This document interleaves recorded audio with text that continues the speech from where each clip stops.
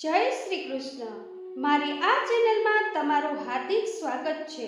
મિત્રો, આજે આપણે જાણીશું કે ભીષ્મ પિતામહે મકર સંક્રાંતિના દિવસે જ કેમ દેહ ત્યાગ કર્યો હતો અને તેના રહસ્ય વિશે.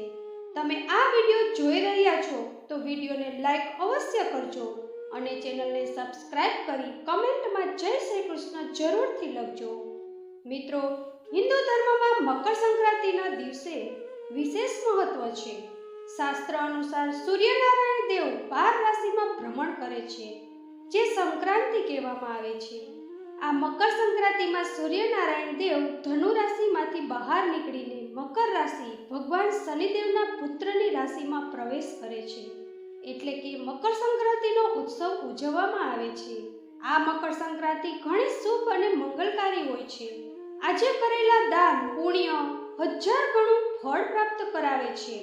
મકર સંક્રાંતિ એટલે સૂર્ય ઉત્તરાયણ થાય છે, દેવો જાગૃત થાય છે અને ભગવાન શ્રી કૃષ્ણએ તો ત્યાં સુધી ગીતાજીમાં કહ્યું છે કે જ્યારે સૂર્ય ઉત્તરાયણ હોય ત્યારે જે મૃત્યુ પામે છે, જે સ્વર્ગસ્થ થાય છે, તે મુક્તિના અધિકારી હોય છે. મકર સંક્રાંતિ એટલે કે ઉત્તરાયણના દિવસથી સૂર્ય પોતાની સ્થિતિ બદલીને દક્ષિણાયનની ઉત્તર તરફ જાય છે. ઉત્તરાયણનો ભીષ્મ પિતામહ સાથે ગાઢ સંબંધ છે. તેમણે પોતાની મૃત્યુ માટે આ દિવસને પસંદ કર્યો હતો. દ્વાપર યુગમાં મહાભારત યુદ્ધના 58 દિવસ પછી ભીષ્મ પિતામહે દેહ ત્યાગ કર્યો હતો. ભીષ્મને તેમના પિતા શાંતનુ પાસેથી ઈચ્છા મૃત્યુનું વરદાન મળ્યું હતું. યુદ્ધ પૂર્ણ થઈ ગયા પછી પણ ભીષ્મએ દેહ ત્યાગ કરવા માટે સૂર્યના ઉત્તરાયણ થવાની રાહ જોઈ હતી. આ અંગે ઉત્તરાયણથી દેવતાઓના દિવસની શરૂઆત થાય છે અને જે લોકો આ દિવસે દેહ ત્યાગ કરે છે તેમને મોક્ષ મળે છે. મોક્ષ પછી આત્માને ફરી જન્મ નથી લેવો પડતો. ભીષ્મ પિતામહ મોક્ષ મેળવવા ઈચ્છતા હતા અને આ કારણે મૃત્યુ માટે ઉત્તરાયણનો દિવસ પસંદ કર્યો હતો. ભીષ્મ પિતામહ પૂર્વજન્મમાં એક વસુ હતા. વસુ એટલે કે એક પ્રકારના દેવતા. વસુએ વશિષ્ઠ મુનિ પાસેથી તેમની ગાયો છીનવી લીધી હતી. આ કારણે ગુસ્સામાં આવીને ઋષિએ તેમને મનુષ્ય તરીકે જન્મ લેવાનો અને આ જીવન બ્રહ્મચારી રહેવાનો શ્રાપ આપ્યો હતો. હસ્તિનાપુરના રાજા શાંતનુ અને ગંગાના 8મા સંતાન તરીકે જે બાળકનો જન્મ થયો તેને દેવવ્રત નામે ઓળખવામાં આવ્યો. દેવવ્રતે પરશુરામ પાસેથી વિદ્યા શીખી. ગંગા પછી શાંતનુએ કેવટની દીકરી સત્યવતી સાથે લગ્ન કરવા ઈચ્છતા હતા.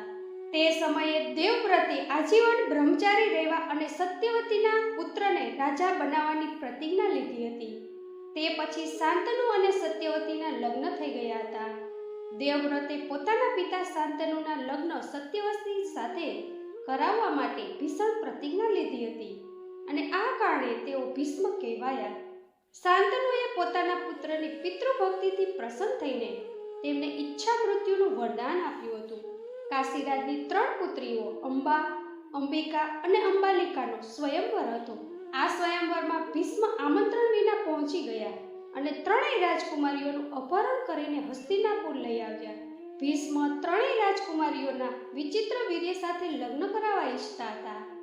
અંબિકા અને અંબાલિકાએ તો લગ્ન કરી લીધા, પરંતુ અંબાએ ભીષ્મ અને સત્યવતીને કહ્યું કે તે સાલ્વ નરેશને પ્રેમ કરે છે. ત્યારે અંબાને સાલ્વ નરેશ પાસે મોકલી દેવામાં આવી હતી. જ્યારે અંબા સાલ્વ નરેશ પાસે પહોંચી ગઈ ત્યારે સાલ્વ નરેશે તેમનો સ્વીકાર કર્યો નહીં. દુઃખી થઈને અંબા ફરીથી ભીષ્મ પાસે પહોંચી ગઈ અને લગ્ન કરવાની વાત કહી. ત્યારે ભીષ્મએ બ્રહ્મચારી રહેવાના કારણે લગ્નની ના પાડી દીધી. અહીંથી પણ દુઃખી થઈને અંબા પરશુરામ પાસે પહોંચી અને ભીષ્મનો બદલો લેવાની પ્રાર્થના કરી. તે પછી અંબાએ બદલો લેવા માટે ભીષ્મ સાથે યુદ્ધ કર્યું, પરંતુ તેનું કોઈ પરિણામ આવ્યું નહીં. ભગવાન શિવને પ્રસન્ન કરવા માટે તેણે તપ પણ કર્યું. મહાભારત યુદ્ધ પછી દ્રૌપદીએ બાળની શૈયા પર સૂતેલા ભીષ્મ પિતાને પૂછ્યું કે તમે ચિરહરણ સમયે મારી મદદ કેમ ન કરી? ત્યારે ભીષ્મ પિતાએ કહ્યું કે તેઓ તે સમયે દુર્યોધન દ્વારા આપવામાં આવેલું અનાજ ખાઈ રહ્યા હતા અને આ કારણે તેઓ ઈચ્છતા હોવા છતાં દુર્યોધનનો વિરોધ કરી શક્યા નહીં. ભગવાન શ્રી કૃષ્ણએ યુદ્ધ પહેલા પ્રતિજ્ઞા લીધી હતી કે યુદ્ધમાં શસ્ત્ર લેશે નહીં, પરંતુ યુદ્ધમાં અર્જુન ભીષ્મ પિતામહને રોકી શકતા ન હતા અને ભીષ્મ પિતામહ સતત પાંડવોની સેના નષ્ટ કરી રહ્યા હતા.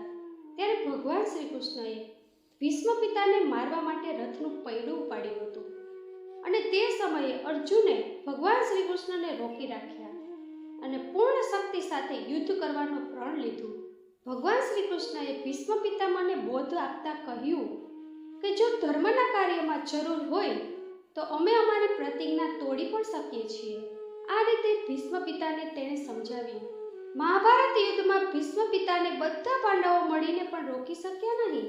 ત્યારે ભગવાન શ્રી કૃષ્ણના કહેવાથી પાંડવો ભીષ્મ પાસે પહોંચ્યા.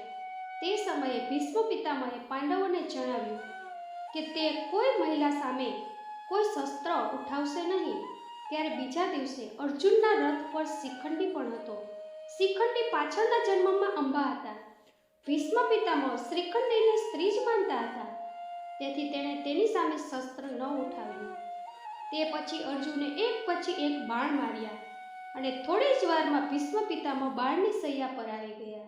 ભીષ્મ પિતામહે પ્રતિજ્ઞા લીધી હતી કે જ્યાં સુધી હસ્તિનાપુર સંપૂર્ણ રીતે સુરક્ષિત નહીં થાય ત્યાં સુધી તેઓ દેહ ત્યાગ કરશે નહીં.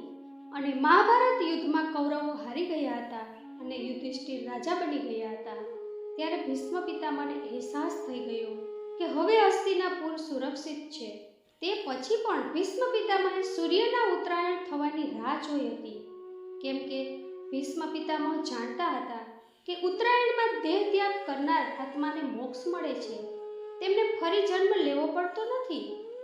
ભીષ્મ પિતામહ પણ મોક્ષ ઈચ્છતા હતા અને એટલે જ તેમણે ઉત્તરાયણનો દિવસ પસંદ કર્યો હતો. જ્યારે ભીષ્મ પિતામહ બાણની શૈયા પર હતા ત્યારે તેમણે પાંચે પાંડવોને એક નીતિઓ જણાવી હતી. તેનું પાલન દરેક વ્યક્તિએ કરવું જોઈએ. ભીષ્મ પિતામહે પોતાની નીતિઓમાં જણાવ્યું હતું કે પરિવર્તન એ સંસારનો નિયમ છે અને તેને દરેકે સ્વીકારવો જોઈએ. જે લોકો માતા પિતા અને ગુરુની સેવા કરે છે તેમને દરેક જગ્યાએ માન સન્માન મળે છે. મુશ્કેલ સમયમાં પણ જીવનનું એક સ્તર છે. મુશ્કેલીનો સામનો કરવાથી જ સફળતા મળે છે. સત્ય અને ધર્મના માર્ગ ઉપર ચાલનાર લોકોને નાની કીડી પણ હાથી કરતાં વધારે શક્તિશાળી લાગે છે. મહાન વ્યક્તિને પણ ધર્મ સામે નમવું જ પડે છે. રાજાનું કર્તવ્ય છે કે તે પ્રજાનું સુખ ભોગવી રહી, પરંતુ સમાજનું કલ્યાણ પણ કરે. સમય સૌથી બળવાન છે. એક ક્ષણમાં પરિસ્થિતિની સ્થિતિઓ બદલાઈ જાય છે. મકર સંક્રાંતિના દિવસે સૂર્યનારાયણ દેવ ઉત્તરાયણમાં ગતિ કરે છે, માટે દેવતાઓ જાગે છે અને માંગલિક કાર્યનો આરંભ થાય છે. જે ધનો સંક્રાંતિમાં આપણે ધનારક કમૂરતા ચાલતા હતા તે આજે પૂર્ણ થાય છે. સૂર્યનારાયણ દેવની વિશેષ પૂજા કરવામાં આવે છે. આજે સૂર્યનારાયણ દેવની પૂજા અર્ચના કરવાથી જીવનમાં સફળતા પ્રાપ્ત થાય છે અને બધા પ્રકારના જે ગ્રહ દોષ બાધા છે તે દૂર થાય છે. સૂર્યનારાયણ દેવ કે જે શુભ શક્તિનો સંચાર કરે છે, જગતને જીવન આપે છે, માટે તેમનું આપણે પૂજન કરીએ છીએ. પિતાના કારક સૂર્યનારાયણ દેવ છે. પિતા સમાન જે વ્યક્તિ હોય છે, જે વડીલ વ્યક્તિ હોય છે, તેનું પણ આજે સન્માન અવશ્ય કરવું જોઈએ. તેથી જ તો આપણે વડીલોના આશીર્વાદ લઈએ છીએ. મિત્રો, ધાર્મિક કથા બોલતી વખતે જો મારાથી કોઈ ભૂલ થઈ ગઈ હોય તો હું ક્ષમા માગું છું અને આશા રાખું છું કે તમને આ ધાર્મિક કથા પસંદ આવી હશે. જો આ ધાર્મિક કથા તમને પસંદ આવી હોય તો વિડીયોને લાઈક કરી ચેનલને સબસ્ક્રાઇબ જરૂરથી કરી લેજો અને કમેન્ટ બોક્સમાં જય શ્રી કૃષ્ણ અવશ્ય લખજો. ધન્યવાદ. ફરીથી મળીશું મિત્રો આવી જ વાતો સાથે. ત્યાં સુધી તમારું ધ્યાન રાખજો, હસતા રહેજો અને હંમેશા ખુશ રહેજો. ક્યારેક તમારા માટે તો ક્યારેક તમારા પરિવાર માટે.